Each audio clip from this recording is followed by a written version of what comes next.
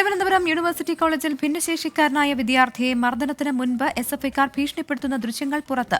കൊടികെട്ടാൻ മരത്തിൽ കയറാത്തതിന്റെ പേരിലാണ് മർദ്ദനമെന്ന് വിദ്യാർത്ഥി 24നോട് പറഞ്ഞു. ഇക്കഴിഞ്ഞ തിങ്കളാഴ്ചയാണ് ഭിന്നശേഷിക്കാരനായ വിദ്യാർത്ഥിയെ മർദ്ദിച്ചത്.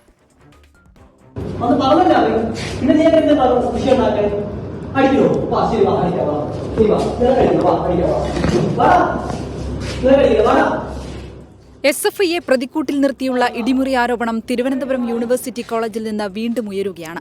പ്രാദേശിക പാർട്ടി പ്രവർത്തകനാണ് ഇത്തവണ മർദ്ദനമേറ്റത്. ഒരു കാലിന് ബുദ്ധിമുട്ടുള്ള വിദ്യാർത്ഥിയെയാണ് വിദ്യാർത്ഥി യൂണിയൻ ഓഫീസിൽ തടഞ്ഞുവെച്ച് മർദ്ദിച്ചത്. ക്യാമ്പസിലെ മരത്തിൽ കയറി എസ്എഫ്ഐയുടെ കൊടികെട്ടാനുള്ള ശാസന അംഗീകരിക്കാത്തതിനായിരുന്നു കഴിഞ്ഞ തിങ്കളാഴ്ച ഇടിമുറിയിൽ ക്രൂരമായി മർദ്ദിച്ചത്. മുമ്പേ ഉണ്ടായിരുന്നു, പക്ഷെ അവർക്ക് വേറെ കാരണങ്ങളില്ലാത്തത് കൊണ്ടാണ് ഈ കാരണം വെച്ച് എന്നെ കൊണ്ടുപോയി അവിടെയിട്ട് മർദ്ദിക്കുകയായിരുന്നു. അമർചന്ദ് മുഖത്തടിച്ചിട്ട് എന്റെ ഈ കാലിൽ ഷൂസ് ഇട്ട് ഇറക്കി ചവിട്ടിയായിരുന്നു. സ്വാധീനത്തെ കാലിൽ ഷൂസ്. അമൽചന്ദ്, അവിടുത്തെ unit president. SFI unit president Amalchand, secretary Vidhu Udaya, ഭാരവാഹികളായ മിഥുൻ, അലൻ ജമാൽ എന്നിവരുടെ നേതൃത്വത്തിലായിരുന്നു മർദ്ദനമെന്നാണ് പരാതി. വിദ്യാർത്ഥിയെ അടിക്കുന്നത് തടയാനെത്തിയ സുഹൃത്ത് അഫ്സലിനെയും തല്ലി. പുറത്തു പറഞ്ഞാൽ കൊല്ലുമെന്ന് ഭീഷണിപ്പെടുത്തിയാണ് 1 മണിക്കൂറിന് ശേഷം വിട്ടയച്ചത്. ഈ വിവരം നീ ഇനി പുറത്തു പറഞ്ഞാൽ നിന്റെ വീട്ടിൽ കയറി വിട്ടും, നിന്റെ ഈ 2 കാലിനെ അടിച്ചോടിക്കും എന്നൊക്കെ പറഞ്ഞു. പരാതി ലഭിച്ചിട്ടില്ലെന്നും അന്വേഷിച്ച് വസ്തുതയുണ്ടെന്ന് കണ്ടെത്തിയാൽ നടപടിയെടുക്കുമെന്നും ഉന്നത വിദ്യാഭ്യാസ മന്ത്രി ആർ ബിന്ദു. ആരും നമുക്ക് പരാതി തന്നിട്ടില്ല.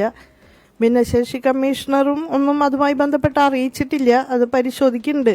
തീർച്ചയായിട്ടും വസ്തുനിഷ്ഠമായിട്ട് കാര്യങ്ങൾ പരിശോധിച്ച് നടപടി സ്വീകരിക്കും. പരാതി നൽകി 3 ദിവസം കഴിയുമ്പോഴും കേസെടുത്തതിനപ്പുറം എസ്എഫ്ഐക്കാർക്കെതിരെ പോലീസ് നടപടിയൊന്നും ഉണ്ടായിട്ടില്ല. സംഭവത്തിൽ എസ്എഫ്ഐയെ വിമർശിച്ച് എഎസ്എഫ് രംഗത്തെത്തി. 24 തിരുവനന്തപുരം.